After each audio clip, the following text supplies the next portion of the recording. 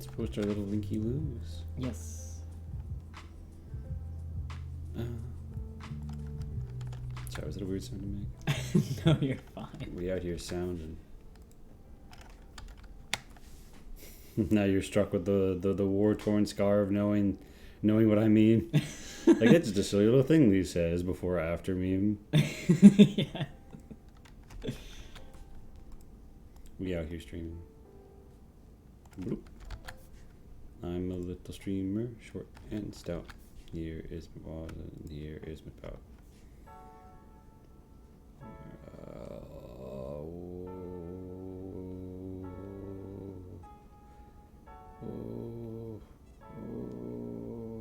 I can't find it. Okay.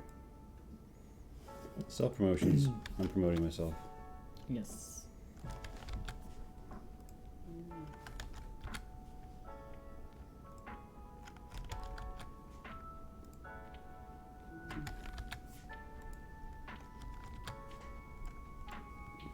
I had to let him know.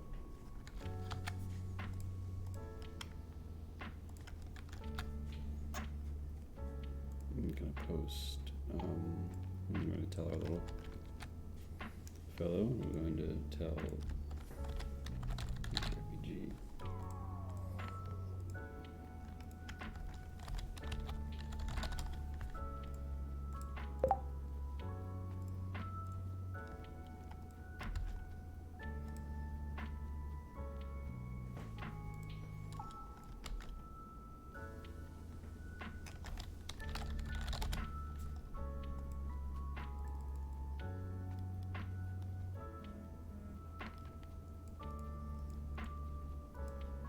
Well, I think we posted everywhere now, haven't we, Parker?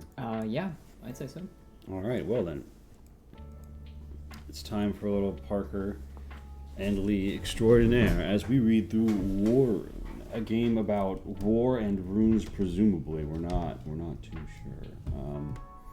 But yeah, here we are, and it is back on the carousel for us. Imagine, if you will, that carnival music is playing, and we're going up and down on little plastic horses. And we're sipping out of comical straws. It's WARRUNE time. Mm-hmm. Immediately we're confronted with this, I would say black metal is my immediate response. Is that an AK? Is that the barrels of a gun? A chainsaw? So, I was actually assuming that this was going to be a more medieval John with WARRUNE, but I feel like I'm seeing gun barrels in the art now that I really look at it. And this is presumably spliced together historical paintings over this expression of, not exactly happy. I wouldn't say so. No, he looks very English. And look at the text here. WARRUNE looks like it's not. You think it's a font? It's got to be lettered, right, with the reverse R. I couldn't tell you, but I think it would be. Yeah, we have different line widths here on the other side of the R. Yeah, it's looking svelte. It's looking sexy. You described it earlier, right? Yeah, I was like, with the expression of the person, I was like, scary stories to tell in dark meets like death metal album cover. No, for real. I think we begin as we mean to go on there. Well, let's find out. We have the talk. Immediately we are confronted with this like old school vaultish background, the dead, the scales of fate with Nemanus. I'm not versed enough to know what that means, but we have this very it looks like divine art, you know what I mean, of that sort of Basilica era. Absolutely. And we've got lots of fun going on here. This like little window, like it's an alcove, and this dark abyss, and this scratched effect to the edge. WARRUNE is a tabletop strategy game by Victor A. Gonzalez, originally published by Cursed Knights in 2020, redesigned and remastered in 2023. So this is the remaster. WARRUNE takes inspiration from Arkham Horror, the card game. That's interesting. I know Arkham Horror. I don't know Arkham Horror, the card game. By French and known. Lost Roads by Ari Ramsey, and Strike by Jim Garva. The Olivia Hill rules adapted from Olivia Hill and Machine Age Productions, licensed under CC BY-SA 4.0. Special thanks to Margaret Catterdev for organizing the 2020 turn-based tactics jam that spawned WARRUNE. Strat 48 Typeface by R. Mochi. Is the typeface the one on the cover, do you think? Well, let's figure that out. Let's do a little Yeah. font investigating. Welcome to the font do.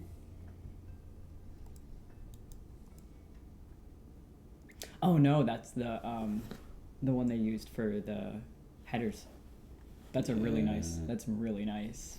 It's that medieval digital Yeah. bleeding edge. Absolutely. I adore it. I was looking at it while you were reading through and So let's analyze here from what we already know from like one page of credits, right? This game was made in a game jam. I mean, it was probably made in a bit of a hurry, and it's been remastered now 3 years later.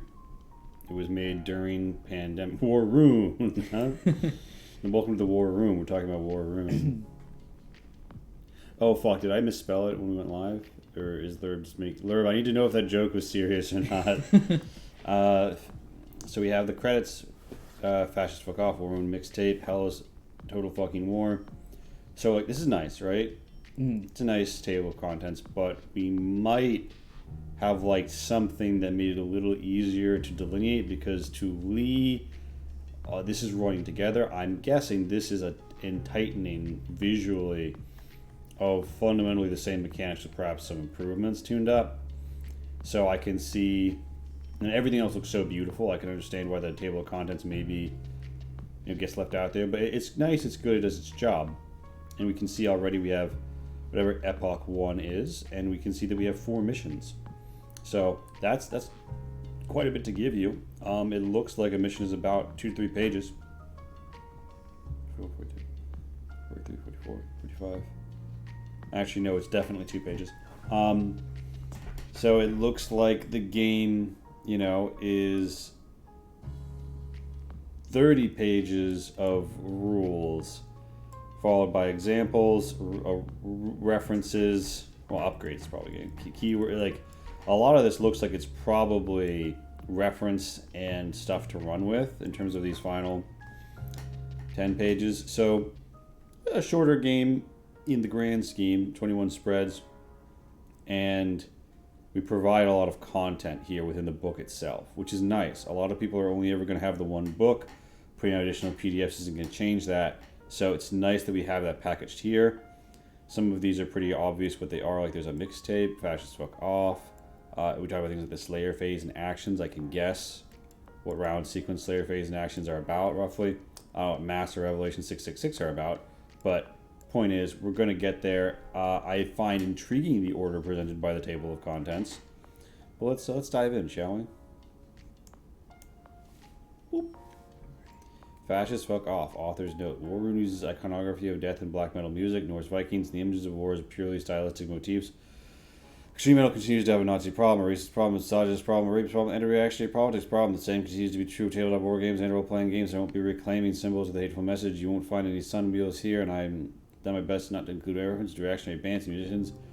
It is at this point that I invoke the Olivia Hill rule and the first rule of the game. You may not play, print, or share this game if you're fast, racist, sexist, homophobe, transphobe, bigot, or reactionary. Content warning: the game contains references to violence, blood, gore, vomit, blasphemy, and harsh language. Please don't take this game too seriously. Take care of yourselves and pro safe gaming experience for those and everyone to your table. Alright, so page 1. Page 2. WARRUNE mixtape. Side A. Serpentine Path Arrows.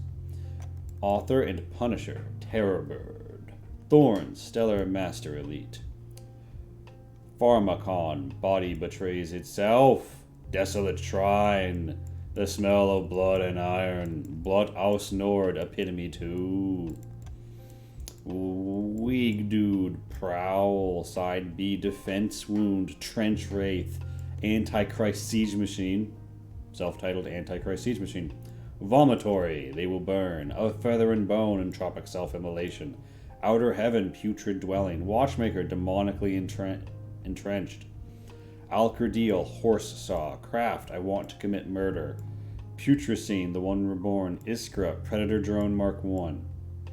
So we can tell, even if these were fake names and bands, we can sort of get the vibe, right? Well, it draws upon, black metal, dark metal, and that sort of vibe. And I think that, we would listen to some of these if we weren't going to get copyright struck. But Your life ended on the battlefield. Skull split open with an axe, gas in your trance, asphyxiation to a pile of corpses, melted by plasma, blood eagle, took an arrow to the throat. I don't know if the blood eagling would occur on a battlefield. Made into unrecognizable gibbs by an artillery strike, bludgeoned by an enemy's helmet, guts pulled out, blood boiled in the vacuum space, ritual sacrifice, irradiated by nuclear fallout. Well, that's very scary now, isn't it? Oh my god. This was only your first of countless deaths. Force-fed napalm, flayed with scythes by skinless zealots, dismembered with chains, diced by laser grid, mingled into the treads of a tank adorned with severed heads. So this gets very vivid, right? Yeah. You get very vivid, beaten with your severed arm. So, Oh my god. a million damned soldiers spill out from lakes of gore, filling the burning air with their screams, the hideous songs of war. The dead swarm over ageless monoliths and molten remains, doomed and hellborn alike oppose you.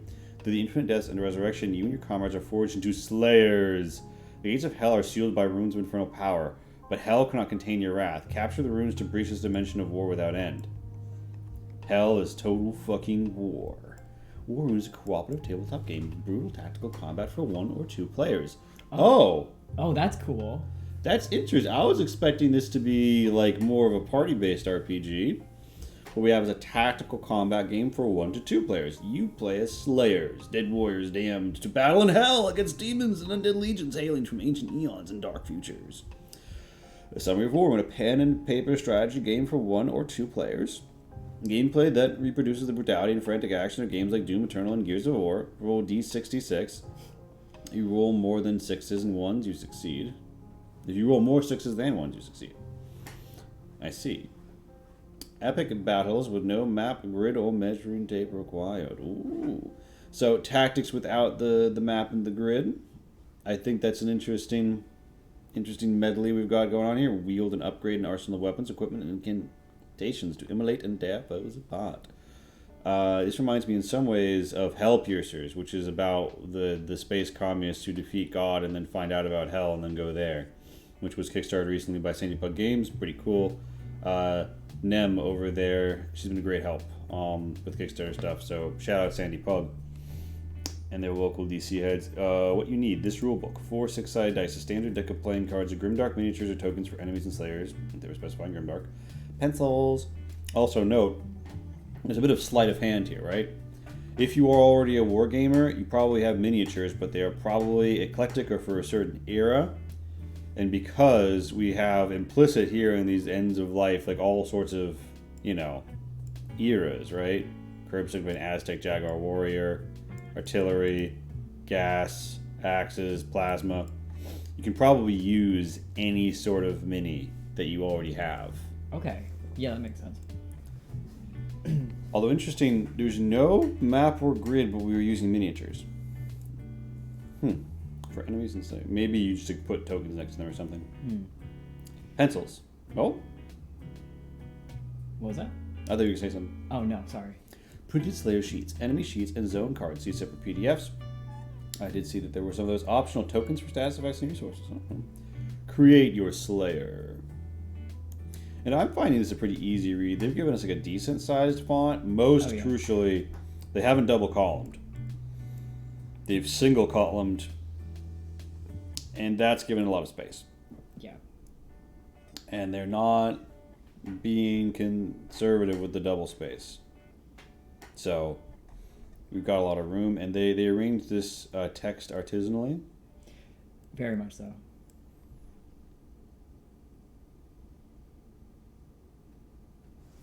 What do you call someone who was excited to have eggs today until he had balsamic vinegar put on it? What? Balsamic. Oh my god. So, time to create a Slayer. On a blank sheet. Concept name nom de guerre. Customize your miniature tokens as you see fit. Choose a name of nom de guerre that sounds death metal as fuck. Below examples of nom de guerres you can choose, write your own on your player's sheet. Draped in white phosphorus, Rico processed and artificially incubated for nuclear plant side. The murmuring resonance of doom. The saint of coagulation. So with nom de guerre, we don't mean like, axe, or we mean like, give yourself a black metal album cover. The keys to the gulag, the supreme necrot. Intact with diabolical cyber psyche. Each slayer has the following information: 12 max blood, 6 max armor, 1 mass, and max ammo, 4 shells, 6 bullets, and 2 heavy ammo. Write these values on your player's sheet. These values can be improved later by spending XP on upgrades. So we have a unified starting position all characters begin at, meaning that we do not have to customize in these senses our characters yet, our blood, our armor, our mass, yada yada. I see we have the Quake style lightning gun. Yeah, we're going to get to that, but this is explicitly inspired by games like Doom Eternal and that sort of like the latter day follow-ups to the boomer shooter. I do have a question. Yeah. I'm not familiar with Grimdark. Okay, so if you're familiar with Warhammer 40k? Yes. In one of the first, I believe the first one, I might have still been called Road Trader. It's in the grim darkness of the year 40,000. There is only war at the end of a paragraph, all explaining how every faction wants to fucking kill each other, and also humanity has fallen into a basically hopeless cycle of repressive imperial rule, but the emperor is like basically a corpse on a throne powering a space lighthouse. Okay. And the only thing that's going to happen is people are going to get fucking killed. Okay. So that's where the phrase, that's where like the grimdark gets shortened into one thing and used to refer to like bleak scenarios, like the world you'd imagine looking at a black metal cover, right? Like Okay. things are pretty fucked and everyone is dying, and this game I think is set in literally hell based on what I've seen. Yeah, it seems like it. So yeah, it seems like this is sort of the setup, right? It's in a very bleak environment, and it's about killing, and in a sense, there's a broader conversation to be had about tabletop role-playing games incentivizing violence and the ways in which you can alter that and play with that if that's what you want to do. And in this, the idea is, I presume, everyone is already dead, and you're just kind of going at it, but you want to be free. Oh, look. Who carries the flayed skins of every fucking turf and chaser? We have a nice nom de guerre there. That's a good one. Imagine having to turn to someone and say that every time you wanted someone's character to do something. So why there's only 2 players? You can't remember that many of these. Playing solo. In solo games, you control one Slayer. That Slayer has all the weapons from Arsenal 1 and 2, or to gain a 4th incantation in step 4. So you can play solo. Yeah. That's really cool. Well, it's 1 to 2. So choose an arsenal of weapons from the list below and write your own choice on the Slayer sheet. Each Slayer must have different arsenals from each other. Okay, so if I have the shotgun, you can't take it, I guess. So the shotgun costs 1 shell, fires 3 damage, deal +2 damage if the slate is engaged with the target. Slayers. Okay. So presumably that's like we're doing melee without a grid, basically. So like if they're engaged, what we mean is they're in kissing distance. When 2 models like each other very much in the grim darkness of hell in the future. The chain gun costs 2 bullets. Attached to this weapon, have advantage against enemies with a mass greater than the Slayer's. Fire. So this is for taking down big enemies. Fires 5 damage, which is the shotgun's damage, basically. But if you're firing the chain gun, you can fire 3 times at 6 bullets before you're out. You can fire the shotgun 4 times. So as long as you're guaranteeing you're always doing it up close, you're doing, yeah, all right. Alt fire, deal 1 damage up to 3 enemies in the zone. Alt fire, the target gets a -1 mass this round. Assume it refers to size. Rocket launcher costs 2 heavy ammo, so you'd be dry after 1 shot. 10 damage. If the target is killed with this attack, burn each enemy in the zone. Deals 4 damage to each enemy in the zone as the alt fire. So we've got some pretty big thematic things that are about. We don't know what the damage is really like yet, what people's health is like. We know we have 12 max blood, which is presumably your health. Arsenal to the sawed-off shotgun. And we're supposed to choose an arsenal of weapons from each of this below and write your choices. Choose an arsenal of weapons from this below and write your choices on your Slayer sheet. Each Slayer must have a different arsenal from another. The Slayer has all the weapons from arsenals. Oh! I was like, how many do we pick? I realize now we just need to have different. What's the difference between Arsenal 1 and 2? Choose an arsenal of weapons. Oh, I'm so silly. You're supposed to choose Arsenal 1 or Arsenal 2. The sawn-off, the revolver, and the lightning gun, the chain gun, the shotgun, the rocket launcher are mutually exclusive unless you're playing solo, in which case you have all of them. So this is player 1 guns, player 2 guns, and they are distinctly built to complement one. The sawed-off is 5 damage, 2 if engaged. You burn the target as the alt fire, but it costs 2. So the sawn-off is like hitting harder, but you're only getting 2 shots to begin with. The revolver, you're spreading it longer in terms of bullets. 6 shots revolver. Cute. Lightning gun only costs 1 heavy ammo, so you can shoot it twice. Okay. So we're alternating ammo costs, damage amounts, how effective you are, yada yada. I see. We got something going on here. Note, if you will, the full spectrum art. This person's like, is this like clay work? This is, I'm not sure if it's like a nuclear explosion or just like something going off underwater. This dude's got a gun and he's screaming. This is like a catacombs layered in. This is historical art of like a knight.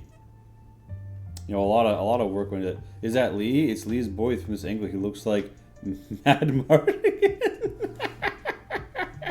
It is. It's his eye. I'm trying to. Oh my gosh! Nice. No, yeah, we are. We out here with Parker. Hi. And we're doing a little bit of a read through of an indie tabletop role playing game. It's called WARRUNE, and I am so silly. I should really have. I should have the link to this person's itch in the chat. But yeah, hello Forlath, a pleasure to see you. Victor A. Gonzalez has been so kind as to give me a sneak peek. Here's the itch page.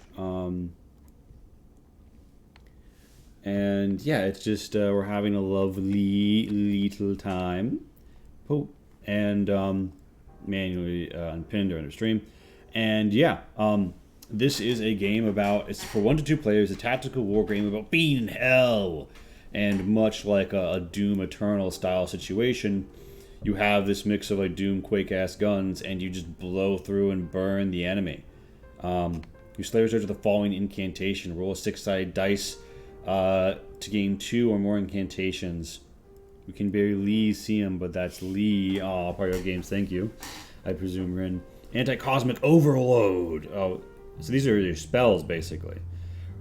Roll a 6-sided die twice to gain 2 more incantations in the list below. With the following incantation. Roll a 6-sided dice twice to gain more. Okay, so you always have Anti-Cosmic Overload, which perhaps is depicted here. The Slayer of your choice gains advantage on their next roll this round, which could mean you or your buddy, if you have one.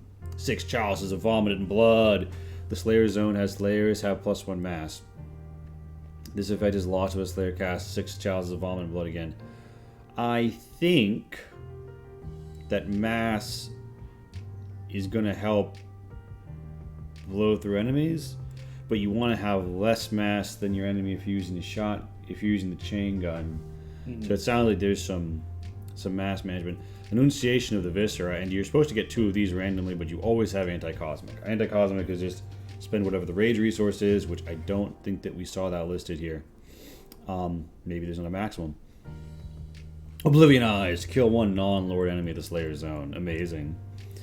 Place a supply at the Slayer zone. Place 2 supply instead if it was killed this round. So it looks like we have a network of zones for how this game is being handled to create the battlefields. Again, we actually haven't been told that yet. We're just being told about our options. Some players will be like, but I don't know what that is, so how can I make that decision? Which is valid, and we respect them, but unfortunately the chicken egg problem is eternal. Doom Eternal. In tabletop role-playing games, and WARRUNE, as a shorter game, particularly one born of a jam, is really just kind of slotting you in sequentially. There's something to be said for it, because you're not flipping back to check the rules reference unless you are that sort of person. If you're the sort of person who's like, here but for God go I, then you're like, okay, I need to make my character now, which is what a lot of people are going to flip to immediately anyway.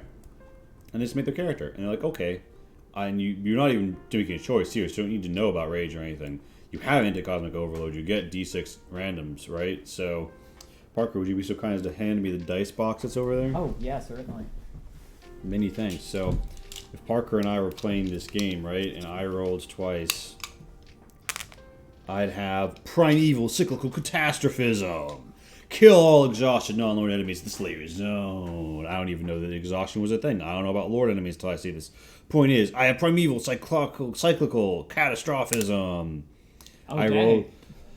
I'll roll a 6-sided dice twice to gain 2 more incantations in the list below and write them on your Slayer sheet. I don't think they said what happens if you roll the same thing twice. I'm going to guess you just re-roll. I also have Win Paradigm, Supplant Gods. The Slayer Zone has non-load enemies have -1 mass. That just lots of player cast Win Paradigm, Supplant Gods again. So you can't go around splurring every zone with your incantation, and it seems like Lords will be immune to most of this. I'm presuming they are boss monsters, and they don't want you to be able to oblivionize them.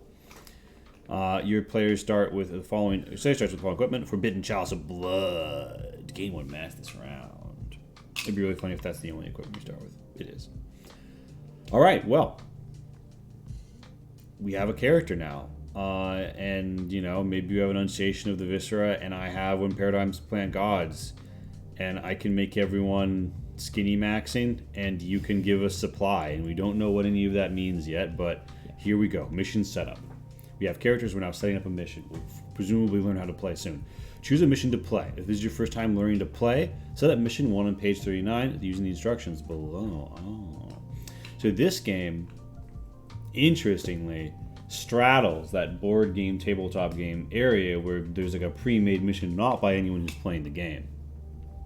Interesting. So that's why they include so many missions in the book.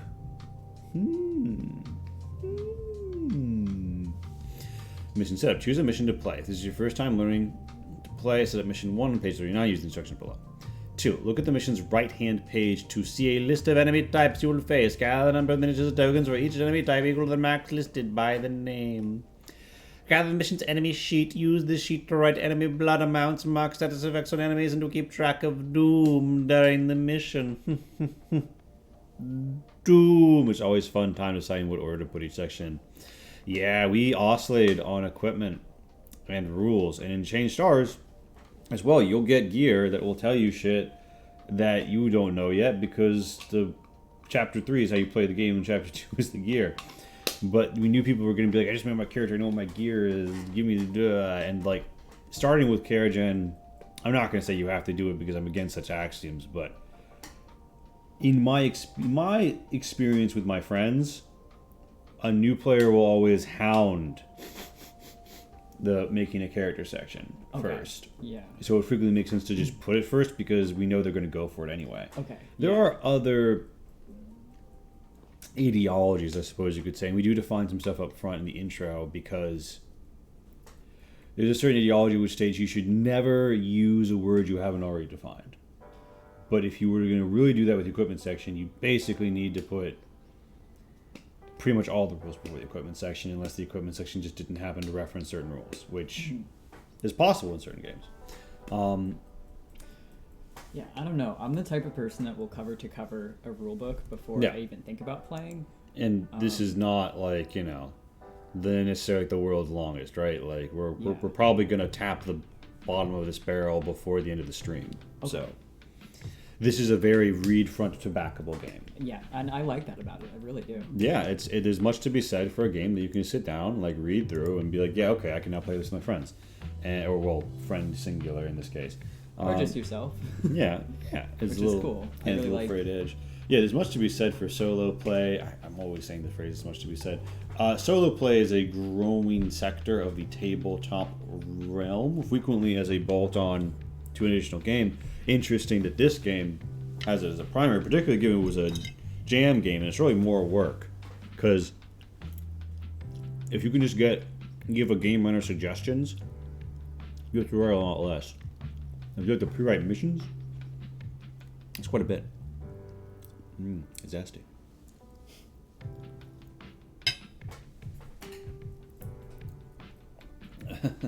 Use this sheet to write the enemy blood amounts, much as we do. Gather the playing cards. Oh, the playing cards. How lovely. With matching suites and number letters listed in the zone. Oh my goodness. Cards. We're using cards. That was probably listed in the things we needed, and I just zoomed over it. Follow the arena setup instructions to play zone cards in your table arranged as they appear in the arena zone layout. Zone cards are always placed face down. For those of you who don't know, a combat arena is just sort of like a locked area where you shoot things, and it's sort of semicircular. That's how the newest Doom games have tended to do their levels. And that's nice. You know, I think some people describe it as like a skate park with gore. And they're simulating that by saying, like, yeah, if you're in that sort of an arena, you don't really need like necessarily a map if we assume that you're having a very dynamic fight that we're just not bothering to depict with minis in terms of like moving around every square. So here's an example, right? You have 1, and it has a little rune on it, and I don't know why, but we'll find out. A 2, a 3, a 4, and you can go between 1 and 3 and 4. 4 can go back to 1. 1 can go to 3, and 3 can go to 2. So even though this is like this little cross, I'm assuming you can't take the cross intersection other places. I'm assuming it has to. Yeah, they fooled us. This is technically speaking like a linear progression, except you can go to the dead end 4 right away. You can proceed to the level. The summit of the corpse deity. The Slayer starts the round here. Gain extra action. Okay, so yeah, I can see how this would have board game vibes because they mentioned Arkham Horror, the card game, and that's a card gamification of a board game, which my game Geet Unbidden, and if you're still here for Lath, is in many ways an adaptation of the horror games Arkham and Eldritch, in terms of like an RPGification of it. So it's interesting that this is almost in a similar design vein to the Gate Unbidden, but obviously in like to such a remove as to make it more a momentary like how intriguing, and less so oh yeah, these games are going to be similar. So I'm going to pull this shit up and we're going to keep going. So gather your Slayer sheets. So you get your shit together, choose the difficulty of the mission. Beginning you get 2 reprieves, normally get 1 per reprieve, challenging you get 0 reprieves, nightmare. Don't skip rolling to spawn enemies when a torment resolves. 8. Read the mission introduction. Follow any additional steps listed in the mission. Keep the mission open in front of the players as you will continue to reference during play. Place your Slayer miniature token to the starting zone. You're now ready to rip and tear. Yay! Rip and tear. So, it's arenas and zones time. Can I zoom in without fucking up? Yes, I can, kind of. Okay. In this example, Zone 1 connects to Zones 3 and 4, but does not connect to Zone 2. Indeed. Slayer find rare locations in hell called zones. Look at the mission's arena. Connect zones, there are straight lines between them. Slayers move the mission or resurrected their starting zone. I see. So if you die, you come back here. That's what that means. Oh, okay. Slayers move from their zones into connecting zones. Slayers cannot move into locked zones. Lock. Unless their zones are unlocked. Oh, I see. Now, I hate to be that guy. And I was already confused by one symbol, so maybe it was the right choice. But there is a certain school of thought which would dictate if there are 2 logos that can be on a map with examples, you would concoct either this example or another example which would display what that looks like. Where you try and put all of these major cases in so you can show. I don't think the lock concept is really so complicated that's necessary. I don't think so. But as a note, that might be how one did it. And we can see zones are pretty simple. The summit of the corpse deity, 1 mass, 2 runes, 3 supply, 1 fuel, 2 barrels. I'm not sure what mass being here means. It was a really small platform. Does this limit how many people can be here? Yada yada. But if the Slayer starts the round, here gain extra action. When a Slayer moves into a zone for the first time or begins the mission, that zone becomes revealed and the card is turned face up. Place the card with the zone that corresponds to its suites and number letter face up. Each zone has a series of values, including the zone's mass, number of runes, and resources like supply, fuel, and explosive barrels.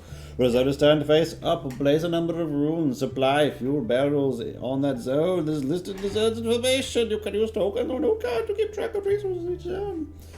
Zones have special rules that apply to Slayers and enemies alike. There are some zones have zone actions that a Slayer may take there. Oh my gosh. Revelation 666. How to roll. To make a roll, roll 3 6-sided dice. Note that Revelation 666 that we saw earlier, right? It was very thematic, but did not at a glance show us the how to roll section. Yeah. You could name it Revelation 666-how to roll, but you would kind of scuff the aesthetic. So ultimately, you have to kind of make a choice, right? As to which way you're going to go. Advantages. So you can see with advantage, you roll an extra dice and you drop the lowest. Disadvantage, you drop the highest. I think that's neat. So it's a 3d6 system, and D666 is a thematic way of showing that. Dice results, critical hit, you roll 2 or more 6s and no 1s. Strong, you roll more 6s than 1s. Weak, you roll 0, the same number of 6s and 1s. So generally speaking, you don't need to succeed for a weak hit, you just need to do it. It's kind of like a grazing hit, which I like. I like not denying you constantly. And this creates a nice curve because you have to get more 1s than 6s for the miss to happen, which is just unlikely. Less likely than the weak hit. Critical miss, you roll 2 or more 1s and no 6s. Oof. Whenever you roll critical hit, your Slayer gains an extra action. Whenever you roll critical miss, you gain 1 rage. So even if you fuck up, you know, you're getting extra rage. On critical miss, enemies go berserk. Each ready non-colossal enemy moves 1 zone towards the nearest Slayer. Enemies in a zone with at least 1 Slayer do not move. If no enemies can move, roll to spawn enemies on that Slayer's zone. The 3d6 is, like you said, really thematic, but it's also really memorable. I think. Yeah. Like, I really, really like it. Yeah, you'd be hard pressed to forget the resolution mechanic of the game saying, hell, it's 666. And, you know, because it's nothing seems to change how many dice you roll overall. Mm-hmm. It seems like, oh, someone's doing something? Okay, roll 3d6. Unless you know advantage, disadvantage, okay, add 1 dice. Very straightforward, memorable, and it sounds like you're going to be doing a lot of shooting, so you want it to be. You wouldn't want to complicate it much more than this. Yeah. Particularly if it's like 1 to 2 people just rolling through slaying. It's always a fun time deciding what order to put each section in. It is. Oh, you voted to say that. Slayers, enemies, and... Oh, so mass. Slayers, enemies, and zones are probably called mass to measure their power against one another. Oh. Their power. I was thinking it was size. Mass modifies the difficulty of a roll made by or against a Slayer. Whenever a Slayer rolls against an enemy or a zone... I see. So... Zones have mass not to dictate how large they are, but to dictate their power against the player. Okay. Compare the Slayer's mass to their target's mass. Modify the roll depending on how much the Slayer's mass is greater or less than the target's roll. Wait. Huh? When an enemy rolls against the Slayer, modify the roll depending on how much the enemy's mass is greater or less than the Slayer's mass. For example, say with 1 mass rolls against an enemy with 2 mass, the Slayer's mass would be 1 less than the enemy. If an enemy with 2 mass rolls against a Slayer with 1 mass, the enemy's mass would be 1 greater than the Slayer. Modify D66 according to the modifiers below. Mass modifiers. Equal, no modifier. 1 or greater, 1 to 5 counts as a 6. Okay, so they're adjusting the hit number. Okay. Okay. 1 less, they're counting it. 2 rolls as a 1. Oh, and they're adjusting the ceiling and the floor. They're raising, for the person at disadvantage, you're raising, 2 or 3 counts. Okay. Nice. Nice. I see. Making the weak hits less likely. And the fuck-ups more. Nice. Okay. I was like, are they going to add dice? But no, I see now that what they mean. That's cool. Mm-hmm. Round sequence. Fight. A mission in WARRUNE is played over a series of rounds, each divided into 3 phases. The Slayer phase. Slayers wage war and capture runes to achieve their objective. The enemy phase. Enemies assault the Slayers. The Hell phase. Doom escalates, enemies respond. When all 3 phases are complete, the round is over and a new round begins. The Slayers are victorious if they complete all of their objectives, or if their asses demolish the seat and it needs to be reassembled briefly. That's what we call the booty phase. One moment. All right. The Slayers are victorious if they complete all their objectives. They are defeated if Doom reaches its max. Otherwise, the players may agree to stop playing and resign from the mission at any time. Each outcome with an optional enhanced roll and challenge for the next mission. Okay, so they're fighting against Doom. They can respawn, but if the Doom tops out, they're fucked. The Slayer phase. During the Slayer phase, the Slayer kills enemies and captures runes to advance their objective. Now my phone going crazy all of a sudden. During the Slayer phase, the Slayers kill enemies and capture runes to advance their objectives. At the beginning of the Slayer phase, the players decide which Slayer will take the first turn. Each Slayer can take up to 3 actions on their turn. Slayers do not have to take all their actions at once. Players may pass the turn to any Slayer that has actions remaining or is able to take a free action. The Slayer phase ends. So you have a lot of actions. So you have 3 actions, plus if you get a crit, you'll get an extra. There's some other ways to get extra actions. The Slayer phase ends when the players run out of actions or decide not to take any more actions or free actions. Any unused actions are lost and do not carry over the next round. Play then proceeds to the enemy phase. Slayers provide take any following actions as many times as they want, provided they have actions to take. Attack an enemy in the Slayer zone. Blow up an explosive barrel. Gain 1 range. Melee an enemy in the Slayer zone. Chainsaw an enemy that is engaged with the Slayer. Strafe each enemy that is engaged with the Slayer. Move to a connecting zone, use equipment, pick up a supply or fuel of the Slayer zone, take a zone action, capture a rune in the Slayer zone. In addition to these actions, Slayers may perform any number of free actions like disengaging from enemies, activating a rune power, or executing enemies, or casting incantations. Taking free actions not count as taking an action. Booking the person with arsenal onto a rocket jump, whom we must presume. Actions. Presume these are zone actions. Actions. Attack. A Slayer may take an action to attack an enemy in the zone. Choose one of the Slayer's weapons to attack with and pay the ammo cost listed next to the weapon's name. Roll D66, modifying the roll against the enemy's mass. The Slayer's attack has disadvantage if that previous action round was an attack using the same weapon. So we're incentivizing here, changing up your weapons, moving through the different weapons and dealing different effects. Depending on the result of the roll, attacks have the potential to deal the weapons fire and alt fire.